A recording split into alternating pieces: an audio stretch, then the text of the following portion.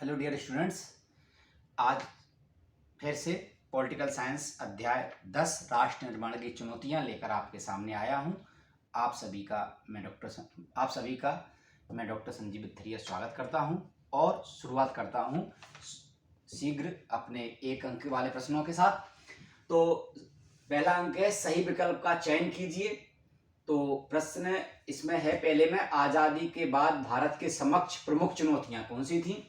लोकतंत्र को बनाए रखना, राष्ट्र निर्माण, औद्योगिक विकास और सामाजिक विकास। हालांकि देखने में तो बच्चों एक साथ सभी सही लग रहे हैं, लेकिन जो प्राथमिकता सबसे पहली जो थी, आजादी के बाद जो समस्या जिस तरह से निर्मित हुई, उसमें सबसे पहले इसमें बाघ का आंसर राष्ट्र निर्माण, क्योंकि राष्ट्र निर्माण के बाद ही ये सारी चीजें आएंगी, चाहे वो लोकतंत्र को बनाए रखना हो, चाहे औद्योगिक विकास या सामाजिक विकास हो, लेकिन इसमें पहला राष्ट्र निर्माण आएगा बच्चों। दूसरा, स्वतंत्रता के बाद भारत में देशी रियासतों की संख्या थी, तो वो संख्या थी 565 बच्चों, ये संख्या थी। और इस पर आगे चर्चा करेंगे, सरदार वल्लभ भाई पटेल का विशेष जो योगदान रहा बच्चों, इस पर चर्चा करेंगे। विदर्भ प्रदेश किस क्षेत्र में आता है? तो वैसे तो आपकी जो प्रश्न बैंक है बच्चों, उसमें बता रहे हैं वो मध्य प्रदेश, लेकिन विदर्भ महाराष्ट्र में आता है बच्चों, ये दाग हो जाएगा इसमें। 2 जून 2014 को किस निम्नलिखित में से किस राज्य की स्थापना हुई? तो तेलंगाना। आपको पता है सबसे अंतिम जो भारत का राज्य बना जो है वो तेलंगाना है, और आंध्र प्रदेश से विभाजन करके तेलंगाना को बनाया गया था। सरदार वल्लभ भाई पटेल को जाना जाता है, तो कैसे जाना जाता है बच्चों? लौह पुरुष के नाम से जाना जाता है। उन्होंने आयरन एंड ब्लड की पॉलिसी को स्वतंत्रता के बाद लागू किया देश में, और बहुत सारी रियासतों का विलीनीकरण किया बच्चों। अब सत्य पर बात करते हैं बच्चों।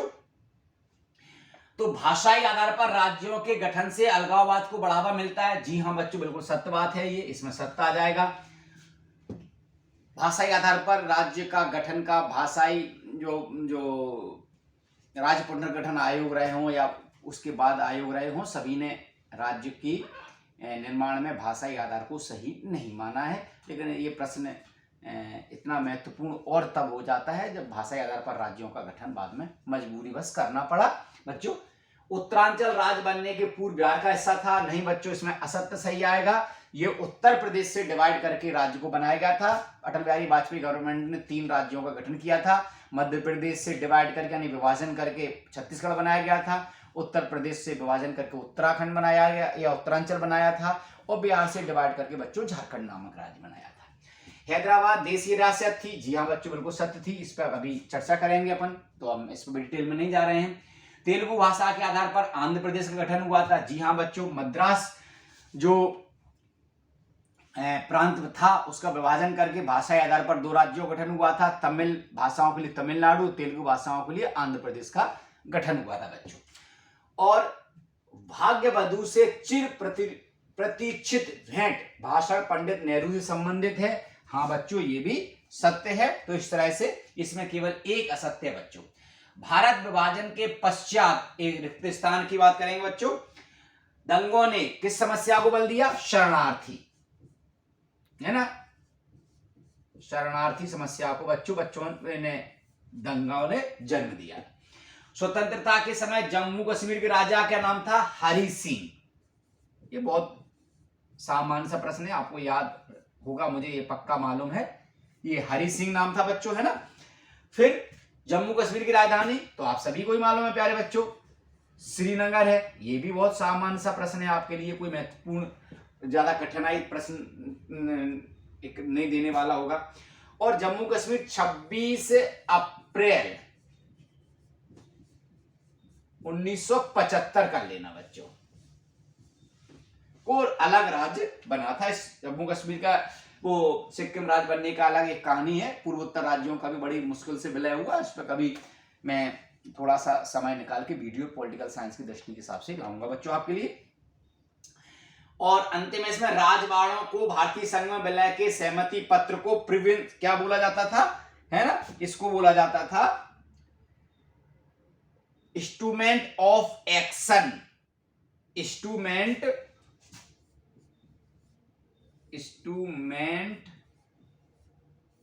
ऑफ ऑप्शन, ये लिख लेना बच्चों आप। अब एक वाक्य में उत्तर देना है। तो हैदराबाद का विलय कब हुआ बच्चों? 1948 में हुआ। सीमांत गांधी के नाम से बराबर मैं पिछले वीडियो में आपको बताता चला रहा हूं, तो खान अब्दुल गफ्फार खान, इनको सीमांत गांधी के नाम से जाना जाता है। आप लिख लो यहां पर, वैसे लिखने में बड़ा है, खान अब्दुल गफ्फार और खान लिख लेना। वर्तमान भारत में कितने राज्य और केंद्र शासित प्रदेश हैं? तो 28 राज्य हैं और 8 केंद्र शासित प्रदेश हैं। अभी केंद्र शासित प्रदेशों के इसमें नाम पूछा गया तो आपसे चर्चा उधर कर ही लूंगा मैं, है ना बच्चों। 28 राज्य और 8 केंद्र शासित। जूनागढ़ रियासत, ये गुजरात में थी। जूनागढ़ रियासत, जूनागढ़ थी एक रियासत थी जो गुजरात में थी। इसमें क्या कहना चाहिए, जनमत के आधार पर इसका विलय का फैसला निर्णय हुआ था कि वो पाकिस्तान मिलना चाहता है भारत में, तो जनमत निर्णय ने भारत के पक्ष में फैसला दिया था बच्चों। और राज्य पुनर्गठन आयोग कब बना था? 1956 में बना था, जब भैया रमल्लू की घटना हुई थी, आपने पढ़ा होगा, उसमें बात कर लेते हैं। अब आ जाते हैं सही जोड़िए में। तो हैदराबाद के निजाम का नाम था उस्मान अली खान, तो इसमें पहला आ जाएगा। ठीक बच्चों, उस्मान अली खान आ जाएगा। दूसरा दर आयोग, तो दर आयोग कब? दर आयोग ये मणिपुर है ना, ये दूसरे का तीसरा आ जाएगा ये। ठीक है। जूनागढ़ रियासत के दीवान, पहले का बी हो गया, दूसरे का सॉरी ए 1948 में, ये हम यहां गलत कर गए हैं, 1948 में ये आ जाएगा बच्चों दूसरा। ठीक है ना। तीसरा का ई है, तीसरा मतलब जूनागढ़ रियासत के दीवान, तो ये शहनवाज मोइन का भी बड़ा ब्यास रियासत के विलय के समय में बड़ा ही इनका संदिग्ध भूमिका रही थी बच्चों इनकी। और चौथा सार्वभौम वैश्य मताधिकार सबसे पहले अपनाया गया, तो इसमें आ जाएगा सी, मणिपुर में अपनाया गया था बच्चों। यहां ये चौथा आ जाएगा मणिपुर। और लास्ट द्विराष्ट्र का सिद्धांत, तो द्विराष्ट्र का सिद्धांत आपको पता ही है, 2 देशों का जन्म हुआ, उनको भारत और पाकिस्तान के नाम से जाना जाता है बच्चों। इस प्रकार से ये आपके सामने ये उनके के हो गए। ये दीर्घ उत्तरीय प्रश्न आपके सामने मैं लेकर आया हूं, जिन पर अपन जल्दी से चर्चा कर लेते हैं। बहुत ही इंपॉर्टेंट प्रश्न है बच्चों, और मैं बार बार आपसे पहले दिन से ही कहता चला आ रहा हूं कि अगर आपको ऐसा लग रहा है कि ये प्रश्न आपको अपने हिसाब से आप इनको घटा भी सकते हैं, अपने हिसाब से आप इनको बढ़ा भी सकते हैं, तो सबसे पहला प्रश्न है, सरदार वल्लभ भाई पटेल को भारत का बिस्मार्क क्यों कहा जाता है? बहुत इंपॉर्टेंट प्रश्न है बच्चों। और ये यहां से ही नहीं है, ये आप आगे कॉलेज की भी जाएंगे, चाहे आप ग्रेजुएशन में जाएं चाहे पोस्ट ग्रेजुएशन में जाएं, ये प्रश्न आपको हर जगह बच्चों मिलेगा, प्रतियोगी परीक्षाओं में भी मिलेगा। ये बहुत इंपॉर्टेंट प्रश्न है, आप इसको अच्छे से तैयार करेंगे और अच्छे अंक भी देता है बच्चों। तो सरदार पटेल के बारे में आपको जानते हैं, भारत के प्रथम उप प्रधानमंत्री थे, गृह मंत्री थे। और बिस्मार्क ने जो जर्मनी के एकीकरण में भूमिका निभाई थी प्रिसाक के नेतृत्व में, वो ही सरदार वल्लभ भाई पटेल द्वारा भारत के जब विभाजन हो रहा था, भारत का स्वतंत्रता दी जा रही थी, तो स्वतंत्रता के समय जो पृष्ठभूमि बनी, उस पृष्ठभूमि में सरदार पटेल ने जो भूमिका निभाई, वो आज हमारे भारत के लिए जितना भी उनकी हम प्रशंसा या उनके योगदान की बात करें वो कम है। क्योंकि आज हमें भारत एक राष्ट्र के रूप में दिखाई देता है बच्चों, तब भारत एक बिखरा हुआ विभिन्न, जो आप पढ़ के या 565 रियासतें कहेंगे, 63 भी मिलती हैं, इन रियासतों का भारत में विलय करना, संगम विलय करना एक बहुत मुश्किल था। और उस समय मुश्किल हो रहा था बच्चों, जब हम भाषाई आधार पर, जब हम क्या कहते हैं क्षेत्रीयता के आधार पर, जब हम धार्मिक संप्रदायवाद के आधार पर हम अपने राज्यों को तोलते थे। बहुत सारे रियासतों के राजा अपने आप को स्वतंत्रता का भी सपना देख रहे थे। तो जिस प्रकार बिस्मार्क ने विभिन्न राज्यों को मिलाकर एक शक्तिशाली जर्मन साम्राज्य की स्थापना की थी, उसी प्रकार सरदार वल्लभ भाई पटेल ने लगभग 565 रियासतों का भारत में विलय कर शक्तिशाली भारत का निर्माण किया। जर्मनी में बच्चे ऐसे विभाजित था, लेकिन जर्मनी में 565 रियासतें नहीं थी। बिस्मार्क का इतना बड़ा काम नहीं था। हाँ, बिस्मार्क का इसलिए ज्यादा बड़ा काम था कि उन रियासतों पर किसी न किसी देश का कब्जा था। कहीं ऑस्ट्रिया कब्जा किए बैठा था, कहीं फ्रांस कब्जा किए बैठा था, किसी पर इंग्लैंड का प्रभाव था, किसी पर रसिया का प्रभाव था। ये थोड़ा सा उनके लिए दिक्कत थी।